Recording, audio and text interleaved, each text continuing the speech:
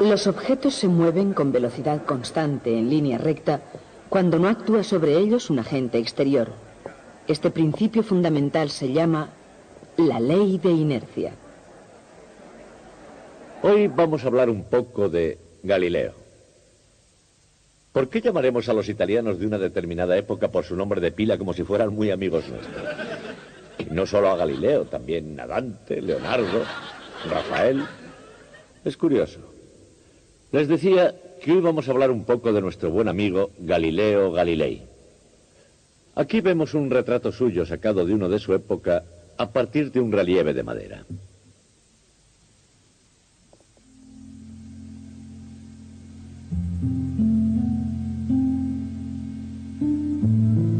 En 1564 nacieron dos hombres muy importantes, William Shakespeare en Stratford y Galileo Galilei en Pisa. Galileo comenzó los estudios de medicina en la Universidad de Pisa, pero pronto se dio cuenta de que la medicina no era lo suyo. Cuando supo que en esa universidad no había ningún profesor de matemáticas, se retiró de la medicina y comenzó a estudiar matemáticas por su cuenta. Escribió unos cuantos artículos y enseguida alcanzó fama de erudito. Y en 1589, con la ayuda de un amigo muy bien relacionado, fue nombrado profesor de matemáticas. En aquella época, la universidad estaba dominada por seguidores de Aristóteles, que daban poco valor a las matemáticas. Galileo pensaba que sus aristotélicos colegas eran unos necios y enseguida tuvo problemas con ellos al hostigarlos y ridiculizarlos. Era obvio que al finalizar su contrato de 3 años en 1592 no se renovaría su nombramiento y por tanto, al recibir una oferta de la Universidad de Padua, no dudó en aceptarla.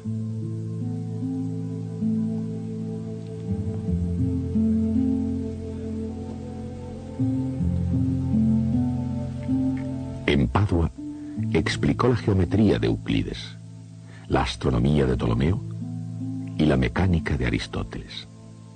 Su investigación iba dirigida a la caída de los cuerpos y a los planos inclinados.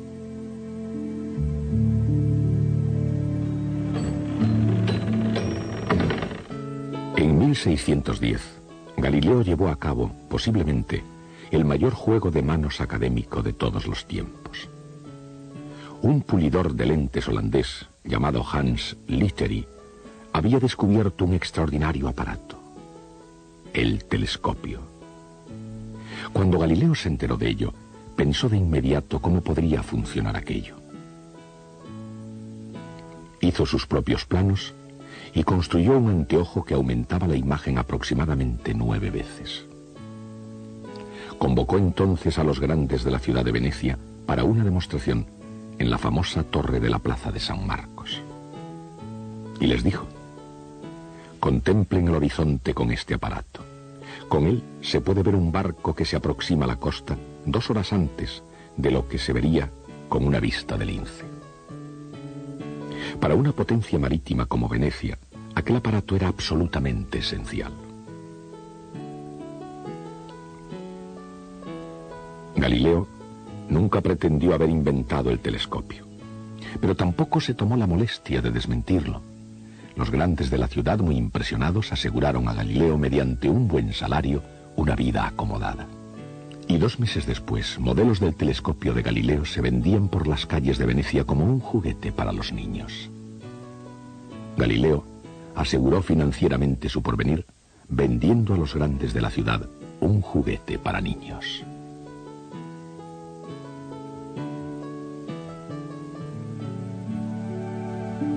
Pero Galileo tenía en mente cosas mucho más importantes en relación con el telescopio. Construyó telescopios más grandes y más potentes, incluyendo uno que aumentaba la imagen hasta 30 veces.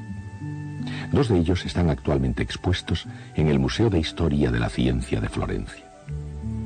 Galileo miró al firmamento con aquellos telescopios e hizo algunos descubrimientos notables. Las lunas de Júpiter, conocidas aún hoy como satélites de Galileo, las montañas de la Luna, las distintas fases de Venus y las manchas sobre la superficie del Sol. Aún ahora que hemos podido pasear por la Luna, los apuntes de Galileo revelan que sus opiniones fueron asombrosamente certeras. En aquel tiempo, los descubrimientos astronómicos de Galileo, junto con las ideas de Copérnico, intelectualmente destrozaban la tranquilidad de los cielos.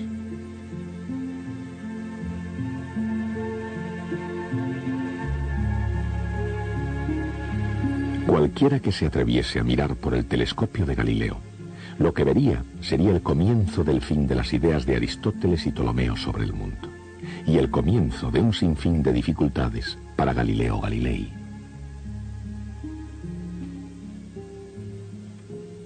A comienzos del siglo XVII, Europa ya había visto el Renacimiento, la Reforma Protestante y la Contrarreforma Católica.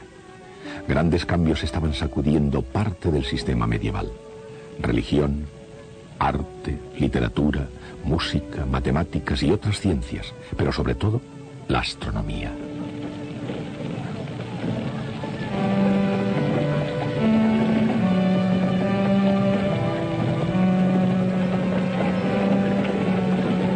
Antes del Renacimiento, la mecánica aristotélica y las ideas de Ptolomeo sobre las esferas celestes estaban a la orden del día. Eran el orden lógico, aceptado, indiscutido y natural del universo. Y así había sido hasta que un día a un monje polaco se le ocurrió mirar hacia arriba y vio las cosas de modo diferente. En oposición a la opinión de Ptolomeo, Copérnico vio la Tierra como otro planeta girando alrededor del Sol.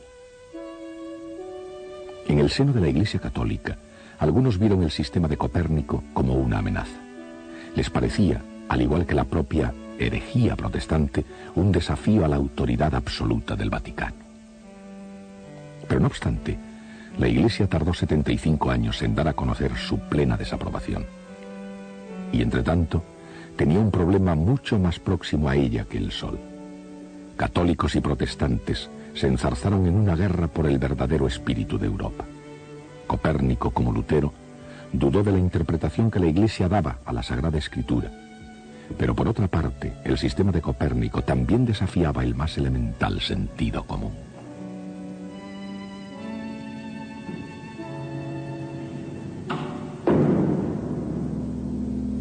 Los objetos pesados caen naturalmente hacia el centro de la Tierra, porque ese era el centro del mismo universo. Si la Tierra está girando y marchando violentamente por el espacio, ¿por qué no salen volando las cosas? Y si realmente la Tierra gira, ¿por qué un cuerpo al caer de una torre cae directamente abajo? ¿Cómo no cae en la ciudad más próxima, o al menos a alguna distancia? Hace 300 años esas preguntas tenían mucha lógica, eran preguntas inteligentes. Y Galileo Galilei se dedicó a encontrarles respuesta. A pesar de su naturaleza independiente, Galileo era un hombre popular, respetado y admirado por todos en general. Y su inteligencia dada por Dios hizo que la Iglesia le considerara como a uno de sus hijos favoritos. Seguramente Galileo gozaba con aquellas atenciones, pero si grande era su hambre de fama, mayor aún era su sed de conocimiento y de verdad. Al comenzar su carrera siendo profesor en Padua, Galileo supo ya desenvolverse muy bien en sus empresas académicas. Entre otras cosas, fue tutor de príncipes en materias tales como magnetismo y matemáticas. Pero, a la larga, el telescopio era siempre lo que más le interesaba. Con la publicación de su primer libro, El mensajero celeste, se revelaron sus notables observaciones y la fama de Galileo creció por toda Europa. Pero aún así, en algunos círculos, no fueron muy bien acogidos sus descubrimientos. Con el telescopio, Galileo había visto algo no imaginado, o al menos algo que los seguidores de Ptolomeo no habían dicho nunca.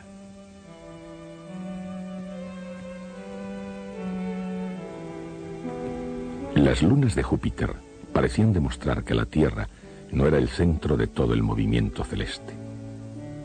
¿Probaba aquello que Copérnico tenía razón? En contra de la doctrina tanto de Aristóteles como de la Iglesia, ¿era la Tierra simplemente otro planeta que giraba alrededor del Sol?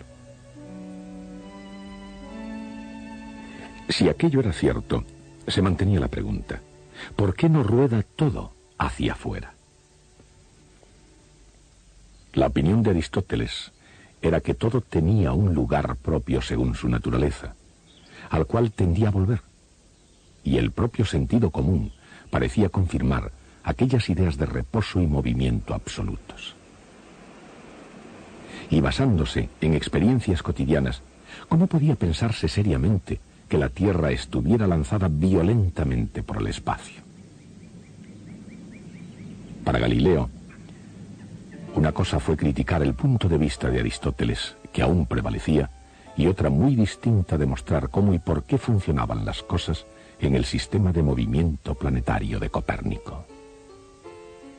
Aún antes de la invención del telescopio, Galileo ya se había preparado para hacer eso exactamente.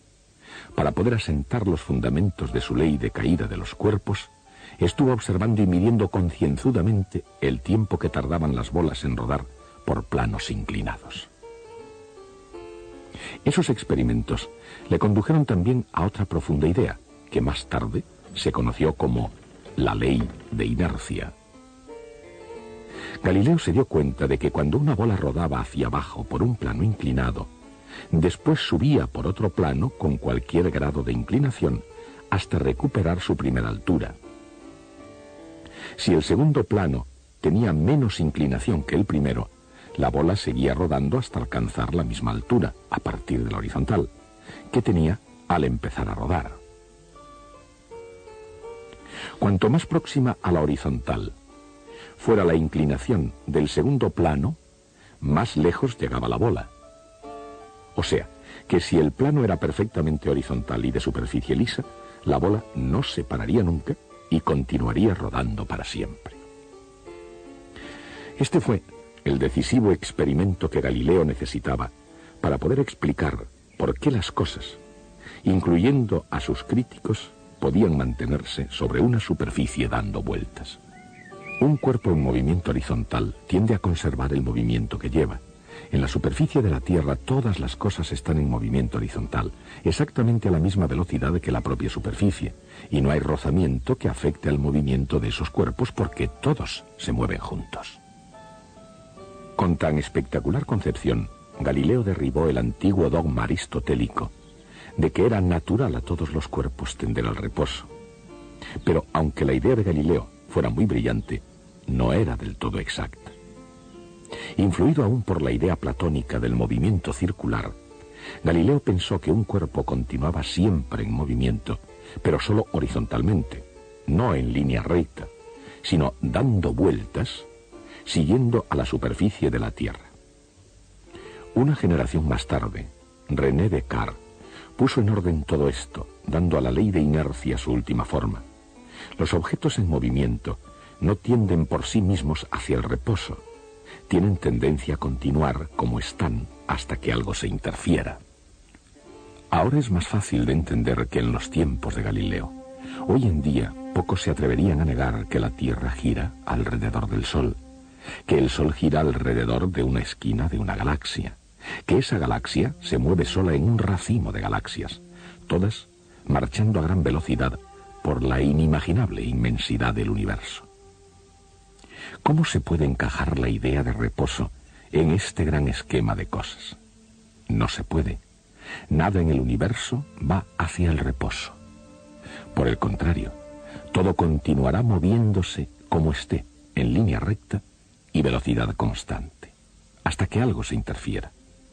Ese es el principio de inercia. Y es una teoría tan sencilla y tan profunda como cualquier otra idea sobre la que se haya reflexionado. Como es lógico, a veces parece que los objetos están en reposo, pero eso es solo porque tienen el mismo estado de movimiento que el propio espectador.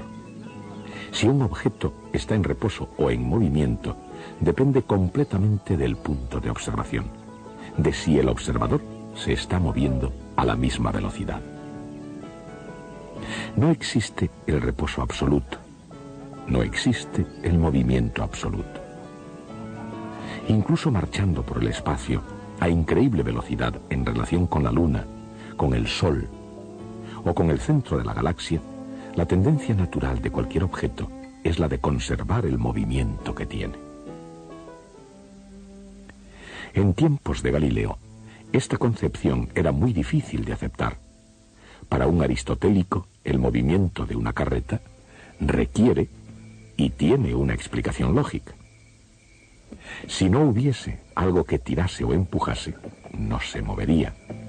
Por lo tanto, su estado natural era de reposo. Pero en cambio, para un observador moderno, un vehículo moviéndose no necesita explicación.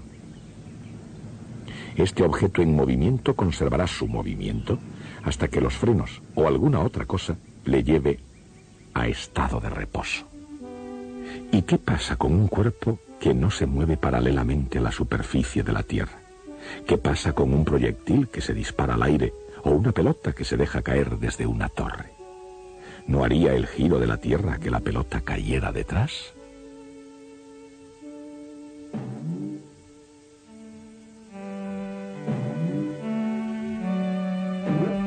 Galileo dijo que no.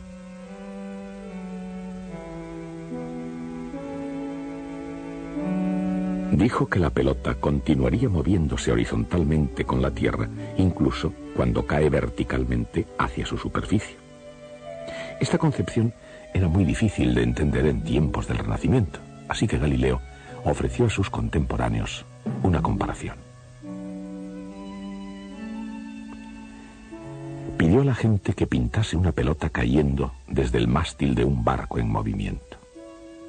Para un marinero en cubierta, el mástil está quieto y él no estaría sorprendido de ver a la pelota caer recta hacia abajo sobre la cubierta al pie del mástil. Pero alguien en la orilla vería al barco y el mástil en movimiento. Un observador aristotélico no tendría ninguna duda de lo que iba a ocurrir. La pelota caería hacia el centro de la Tierra, mientras el barco seguiría navegando por debajo de ella.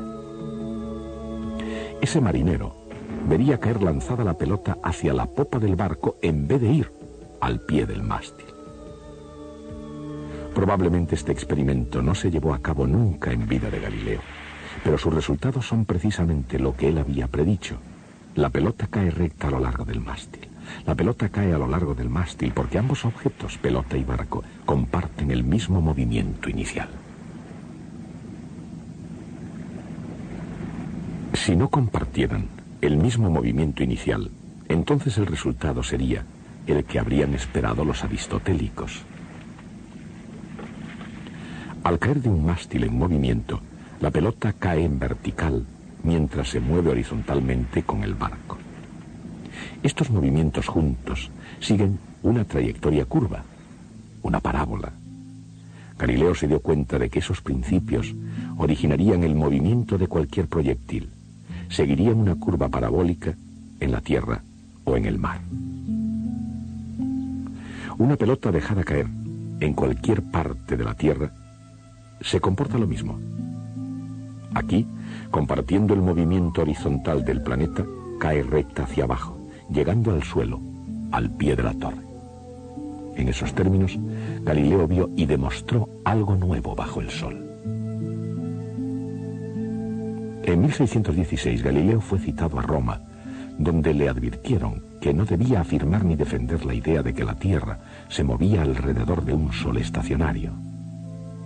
Al saber que la Iglesia se oponía oficialmente al sistema de Copérnico, Galileo esperó a que llegara un momento más oportuno para convencerles del error de sus métodos aristotélicos. En 1623 Galileo pensó que había llegado el momento. Su amigo y protector, el cardenal Maffeo Barberini, fue elegido papa con el nombre de Urbano VIII. Para reforzar su caso, Galileo escribió un libro. Se trataba de un diálogo entre dos personajes que debatían los sistemas de Aristóteles y Copérnico. Como autor, Galileo era un político inteligente. El personaje aristotélico argumentaba con gran maestría y fue declarado vencedor. Era un truco que tenía que ser la defensa de Galileo contra la enseñanza de las ideas de Copérnico. No obstante, muchos de sus lectores vieron que los argumentos de Copérnico eran mucho más sólidos. Y lo peor de todo quizá fuera que esas argumentaciones estaban escritas en italiano en vez de latín, de modo que los italianos corrientes podían comprenderlas fácilmente. Y en opinión de la Iglesia, Galileo cometió otros errores más en sus juicios. Por la boca del personaje que defendía a Aristóteles en su ficción, utilizó los mismos argumentos que había utilizado el Papa y llamó al personaje casualmente Semplicione, el simple. Y quizás lo peor de todo, el nuevo libro de Galileo retaba a la Iglesia en el preciso momento en que ésta era desafiada por todas partes. En 1634, Galileo fue procesado.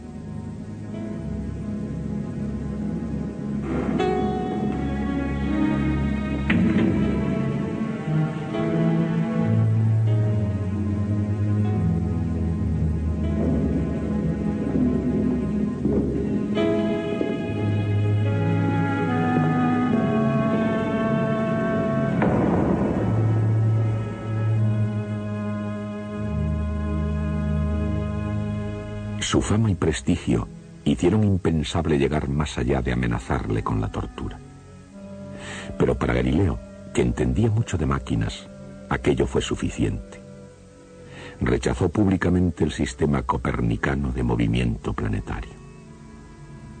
Irónicamente, en el futuro, ningún científico serio negaría la evidencia de Galileo.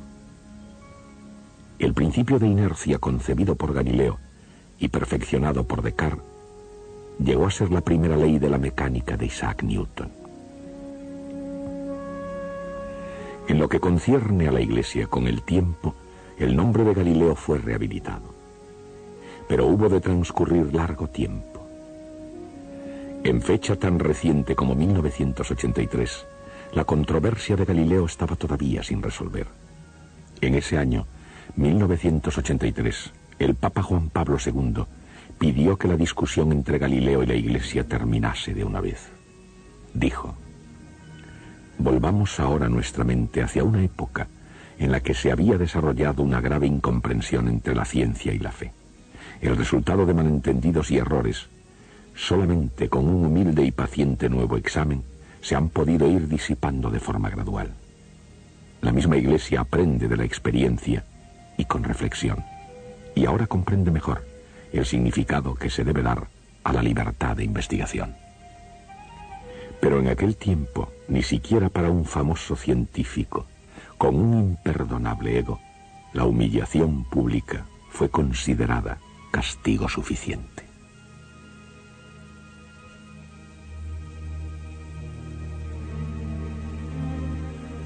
Encontrado culpable, a pesar de su famosa retractación, Galileo pasó los 8 años restantes de su vida, bajo arresto domiciliario, en una finca cerca de Florencia. Y como cuenta la leyenda, cuando Galileo entraba en su casa arrestado, aún dijo: Eppure si muove, y sin embargo se mueve.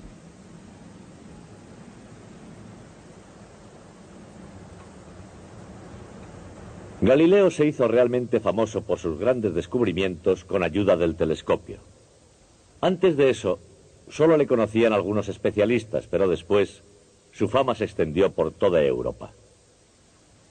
Como hijo fiel de la Iglesia, comprendió el error que ésta cometía al volverle la espalda a Copérnico, pero la Iglesia, entonces presionada por la Reforma, se vio obligada a endurecer su postura con respecto a la interpretación literal de la Sagrada Escritura. Galileo fue ingenioso y arrogante, y pensó que él podría hacer cambiar la opinión de la Iglesia con la sola lógica de los argumentos científicos, cosa que podía haberse logrado antes, cuando la Iglesia era intelectualmente más flexible, pero en el siglo XVII no había esperanza. Galileo hizo incluso algo peor. en vez de escribir en latín que solo unos cuantos eruditos hubieran podido entender, escribió en italiano, que entendía todo el mundo. Un desafío que la Iglesia no podía ignorar. Y así, en 1634 fue procesado. A pesar de abjurar públicamente de sus ideas copernicanas, le hicieron pasar los últimos 8 años de su vida arrestado en su finca, en Arcetri, muy cerca de Florencia. Cuando murió, su cuerpo fue enterrado en una catedral, y todavía allí, en la iglesia de Santa Cruz de Florencia, está enterrado la mayor parte de su cuerpo. Me gusta pensar que Galileo fue un provocador hasta el fin. Uno de sus dedos fue exhibido en el Museo de Historia de la Ciencia. Hasta el próximo día. En la ley de inercia se oculta el hecho de que todo movimiento es relativo. Si un cuerpo está en movimiento o en reposo, depende estrictamente del punto de observación del observador.